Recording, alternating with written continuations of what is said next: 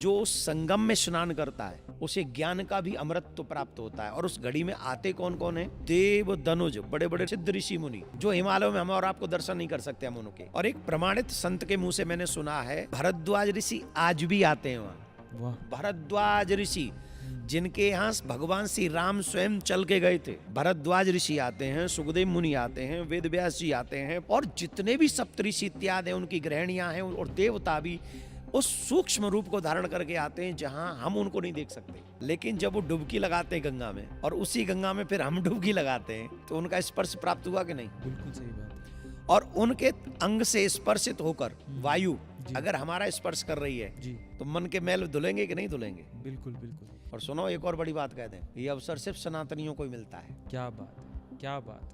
अगर भगवान कुछ और बना के भेज देता ना, कहीं से कटे हुए होते, कहीं से पिटे हुए होते, तो आप सच मानिए ये अवसर हमें मिल भी जाता तो श्रद्धा नहीं होती, श्रद्धा होती तो निष्ठा नहीं होती, निष्ठा नहीं होती तो फिर कुछ काम बनता ही नहीं। ये हम सनातनियों का ही सौभाग्य है कि हम उस बड़े महा उत्सव के हिस्सेदार बन सकते हैं।